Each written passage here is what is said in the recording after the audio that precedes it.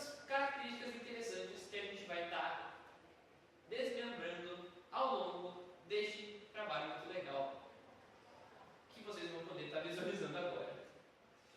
Então, aqui seria a metodologia dos conteúdos abordados. A gente vai ter a definição do tema, né, o que é a vitamina, como ela surgiu e suas características gerais, a composição molecular dela, né, explicando ali como seus compostos químicos auxiliam em alguns processos aos quais ela vai estar participando, os mecanismos de síntese, degradação e absorção, que são não só a parte mais complexa, entre aspas, do trabalho, mas também a parte que eu vou estar mais resumindo algumas coisas, porque muitos dos termos aqui citados são muito complexos e, por nós, estudantes do componente curricular da bioquímica, ainda não temos visto muito da parte da síntese de compostos, por conta de ser no nosso segundo bimestre, eu vou acabar não citando muitas coisas que eu provavelmente vou querer citar nisso depois, se algum dia eu for fazer uma reestruturação desse trabalho com base em novos conhecimentos adquiridos. Então, eu vou estar resumindo muita coisa desse processo, ou provavelmente, talvez, vou deixar de desejar algumas coisas aqui, mas vamos ver conforme o andar da carruagem como isso vai estar funcionando aqui com vocês. Eu vou dizer um pouco da atuação biológica do metabolismo celular, ignorem a falta de acento aqui, as doenças e tanto por deficiência quanto excesso do composto no seu organismo, já que, de certa forma, tanto o excesso quanto a falta são muito prejudiciais para o nosso corpo como um todo. Então, para começar introduzindo um pouco da história desse composto, dessa vitamina, perdão, o contexto histórico dela se baseia lá atrás, vamos voltar bastante aqui um pouquinho no tempo, lá no período da Grécia e da Roma Antiga, onde se acreditava, na prática alimentícia, que os alimentos tinham 4 componentes de relação e equilíbrio entre eles, sendo eles umidade, secura, calor e frio. Esses 4 termos foram por muito tempo atrelados à capacidade nutricional, de certa forma, deles, e que eles precisavam estar ali bem, de certa forma, se eu fosse exemplificar numa tabelinha para vocês, eles precisariam estar todos no mesmo nível de presença lá dos alimentos, para que eles pudessem estar equilibrados, de certa forma. E lá nessa época, né, avançando um pouco agora lá para o século XIX, a gente vai ter que os cientistas buscavam uma cura para uma das doenças que eram bem prejudiciais na época, que está ligada à alimentação. A beriberi. Uma doença que vai estar sendo muito prejudicial para o nosso corpo, vai ser citada mais para frente, né? Também. E, para eles entenderem essa doença, eles primeiro se baseavam na correlação de um carinha chamado Christian Henke. Esse vovozinho aqui, bem gente boa, que ajudou pra caramba na nossa sociedade. Então, lá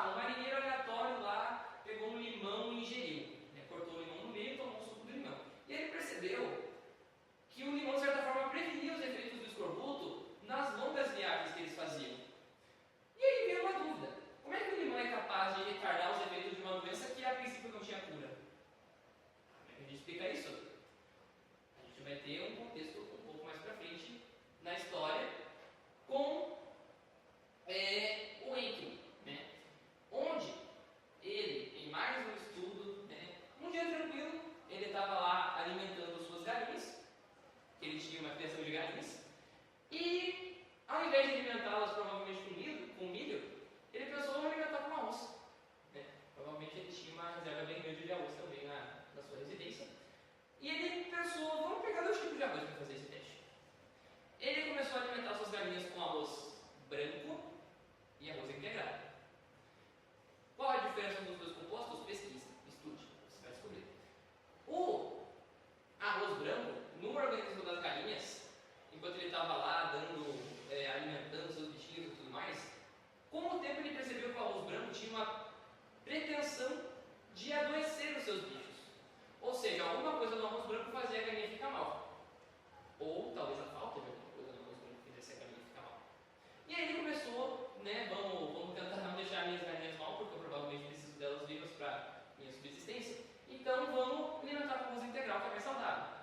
E ao alimentar as galinhas com arroz branco, ele percebeu que as suas galinhas ficaram mais saudáveis.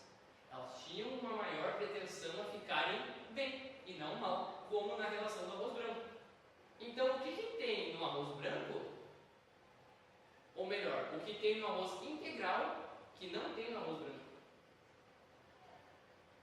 O que você acha que é? Se você já viu a apresentação, você sabe a resposta. Então, responda e se considere especial.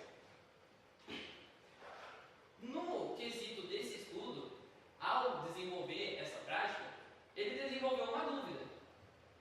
Mas ele não chegou na conclusão do que tem no arroz integral que faz as galinhas ficarem bem.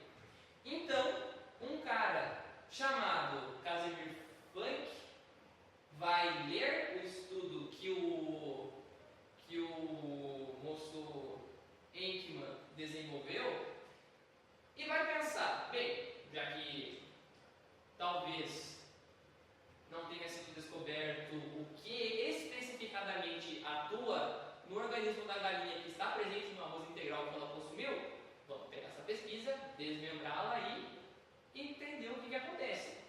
Então o Eichmann, ele entendeu que ao isolar uma determinada estrutura do arroz integral, ele obteve um composto chamado nitrogênio e hidrogênio. Por que disso?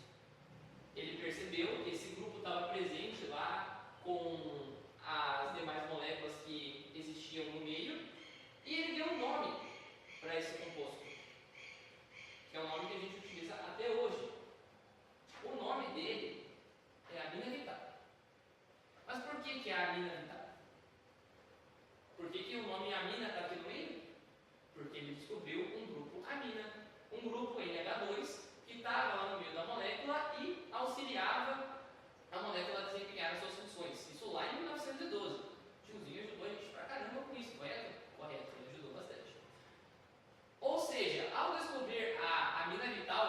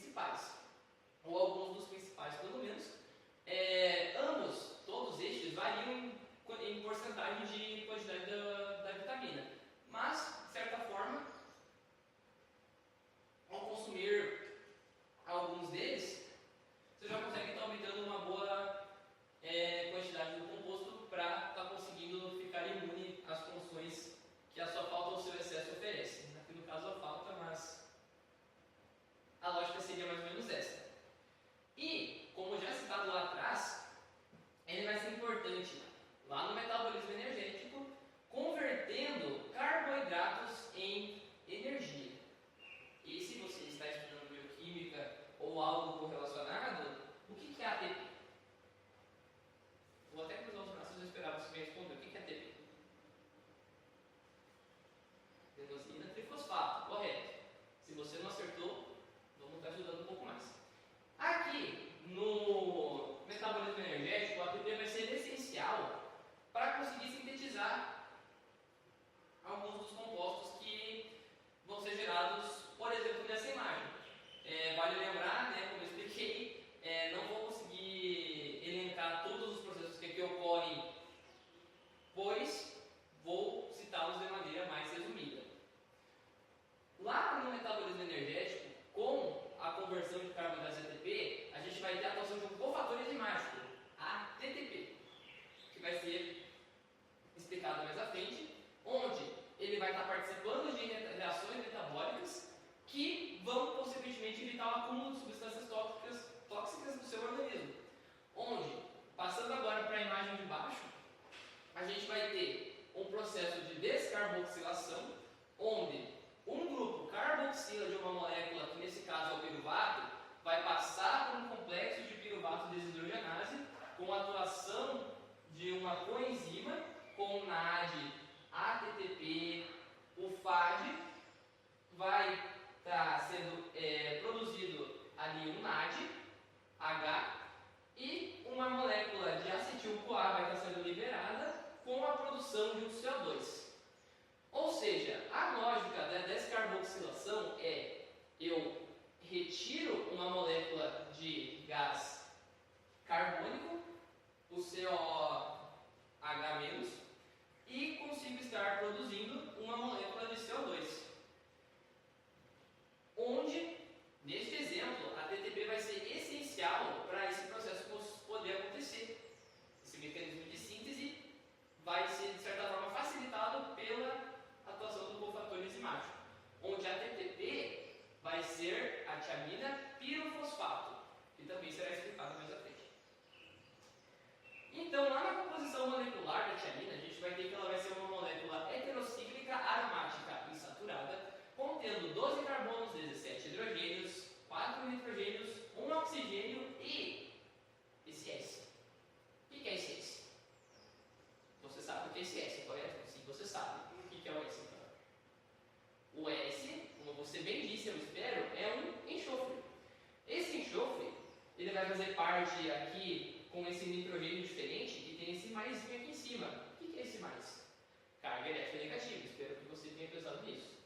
Lá, nessa localidade da molécula, a gente vai ter um anel divazoico, que vai ser composto pelo enxofre e o nitrogênio elétrico negativo, que vai ser responsável pela reatividade da molécula e de sua catálise enzimática.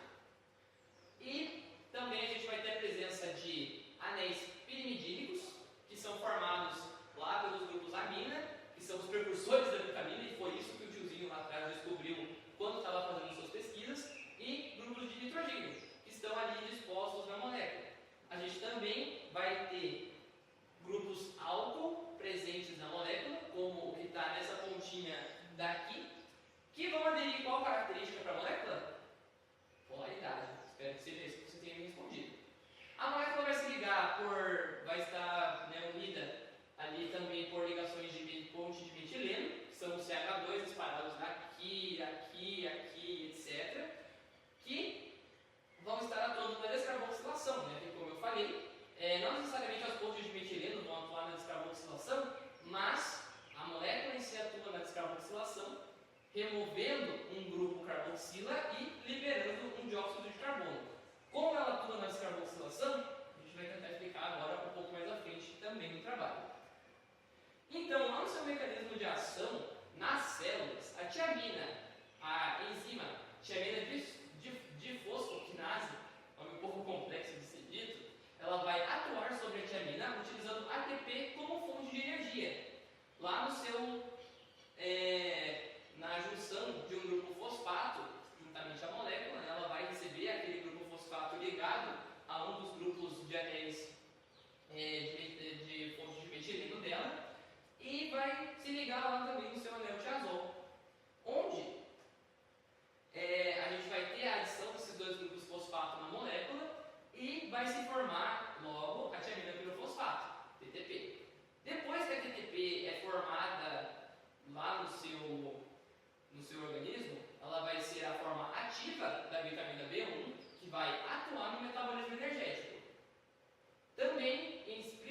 igualmente nos ciclos de Krebs e no complexo piruvato desidrogenase, que a gente também vai estar elencando um pouco mais à frente. Onde, lá no seu carbono 2, a gente vai ter a presença de alguns cetoácidos, alfa-cetoácidos, que vão estar atuando na descarboxilação, quebrando ligações próximas ao grupo carboxila e transferindo acetaldeídos ativos a eles, rearranjando a molécula de certa forma. E lá no seu carbono 2, como eu havia citado na imagem anterior, ele vai ter um próton-ácido, que a perda desse onde, ao perder esse próton-ácido, a gente vai ter a formação de um carbânio, que vai ser a forma temporariamente ionizada do carbono, que vai permitir a continuidade da reação, por assim dizer. Onde esse acetaldeído ativo vai permitir que este processo todo ocorra. Vamos por partes, como de equivalor, vamos tentar elencar como isso ocorre no nosso organismo.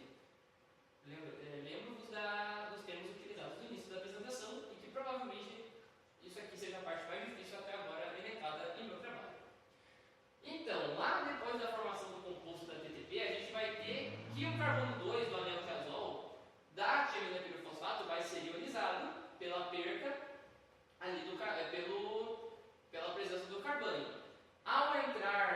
Ao passar hidrogênio pelo meio, a gente vai ter a formação do carbânio da tiamina pirofosfato, onde o carbânio TTP vai atacar o carbonil de um piruvato, onde uma descarboxilação acontece pela saída evidenciada, essa descarboxilação ocorre pela saída de CO2 da molécula e ela é facilitada pelo deslocamento do elétron do anel diazóico da TTP. Ou seja, o elétron, no caso a tiamina pirofosfato, auxiliou esse processo a acontecer porque ela deslocou alguns átomos presentes ali na molécula aqui da figura 2. E uma estabilização por ressonância vai acontecer, onde a protonação dessa estabilização, dessa ressonância, vai gerar uma hidroxicetil-TTP.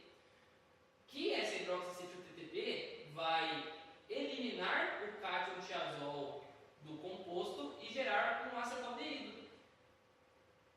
Que, em um resumo muito a grosso modo do processo, depois dessa tentativa de explicação, a gente vai ter que o piruvato vai ser transformado em acetaldeído mais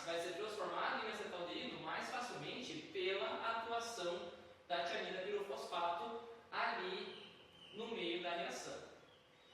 E depois de explicar um pouco da síntese bioquímica do processo, que é novamente a parte mais complicada, envolvendo tudo ali, a gente vai ter algumas das enfermidades relacionadas à falta ou à perda do composto, à falta ou ao excesso do composto no seu organismo, que vai se dever principalmente à atuação ali do sistema nervoso periférico, que vai afetar algumas coisas no seu corpo, como a BLDL seco, que vai ser um sintoma neurológico. Como já citado antes, ela é uma doença bem antiga, de certa forma, bem prejudicial também, que vai resultar, no caso de você, de certa forma, ser contaminado por ela vai resultar em fraqueza ou dores musculares, um formigamento ou parentesia. O formigamento, no caso a parentesia, ela seria meio que uma reação involuntária, por exemplo, uma movimentação exacerbada dos olhos, braços, pernas, dificuldade para a locomoção devido a essa parentesia também pode acontecer, não só devido à parentesia, mas essa dificuldade de locomoção é evidente também. O acúmulo de fluidos, que vai gerar inchaços no corpo ou nas regiões que a parentesia talvez venha a afetar de certa forma. E ao extremo, em caso de não tratamento também, ela vai estar levando à morte. Algo bem triste, né? Pois é, como o consumo de alimentos ricos em B1. E também a gente vai ter outro sintoma neurológico, que é a síndrome de, me perdoem o nome se estiver errado,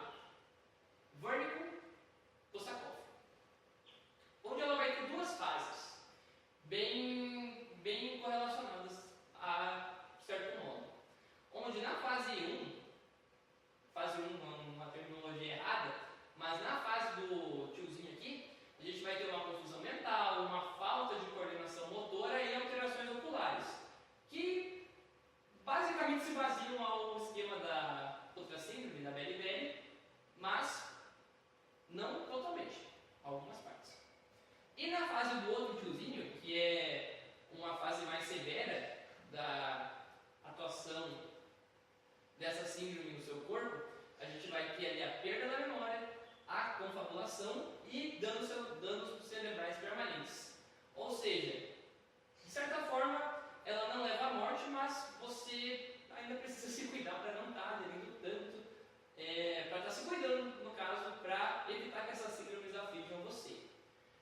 Como o melhor exemplo de citar doenças em diversos meios, para todos no geral, são demonstrar imagens, eu tive muita dificuldade de encontrar imagens dessas duas apresentações ao longo do meu trabalho, e eu acabei não as colocando aqui, por não achar tão coerente com a apresentação, no sentido de que eu não encontrei uma imagem que realmente representasse tudo isso. Pode ser que seja que você ao abrir o navegador descubra, mas infelizmente aqui eu não consegui elencar nenhuma imagem do processo. Então, basicamente seria isso. Aqui eu apresento a vocês um pouco da bibliografia que eu utilizei, que seria o Leninger, um pouco do Campbell e esses sites, news sites, que me ajudou bastante a descobrir a história da Tia Mina. E depois de alguns minutos, eu agradeço pela atenção de vocês. Muitíssimo obrigado por terem assistido esse vídeo e que isso sirva de um bom cofator de aprendizado para vocês aí no componente. Muito obrigado. Até a próxima. Olá, meu nome é Isadora e irei falar sobre a vitamina B2. Também conhecida como riboflavina, essa vitamina é hidrossolúvel e essencial para o funcionamento do corpo humano. A vitamina B2 desempenha um papel importante no metabolismo de carboidratos, proteínas e gorduras, ajudando a converter esses nutrientes em energia. Além disso, é necessário para a produção de glutariona, um antioxidante importante para ajudar a proteger as células do estresse oxidativo. A vitamina B2 também ajuda a manter a saúde da pele e dos olhos, prevenindo problemas como a catarata e dermatite. Ela é importante para a produção de melanina, o pigmento responsável pela cor da pele e dos olhos. Além disso, a vitamina B2 é necessária para a produção de neurotransmissores como a serotonina e a dopamina, que ajudam a regular o humor e o sono. A vitamina B2 pode ser encontrada em alimentos como laticínios, leite, queijo e iogurte, carnes, fígado, carne vermelha e frango, peixes, salmão, atum, ovos, legumes, espinafre, brócolis, cereais integrais. Muitos alimentos também são fortificados com vitamina B2, como cereais e produtos de confeitaria. A deficiência de vitamina B2 pode causar sintomas como fadiga, dor de cabeça, problemas de visão, lesões na boca e na língua, anemia, problemas de pele como dermatite e acne. A deficiência de vitamina B2 pode ser causada por diabetes pobre em nutrientes, problemas de absorção, doenças crônicas como a doença de Crohn, uso de medicamentos que interferem na absorção de vitamina B2. A dose diária recomendada de vitamina B2 é de 1,3 mg para adultos, 1,6 mg para mulheres grávidas, 1,8 mg para mulheres lactantes. É importante consultar um médico antes de iniciar qualquer suplementação, especialmente se você estiver tomando medicamentos ou tiver uma doença crônica. Alguns grupos de pessoas podem ter necessidades aumentadas de vitamina B2, incluindo mulheres grávidas e lactantes, idosos, pessoas com doenças crônicas, vegetarianos e veganos. A suplementação de vitamina B2 pode ser necessária em casos de deficiência ou em pessoas com dietas restritivas. É importante consultar um médico antes de iniciar qualquer suplementação.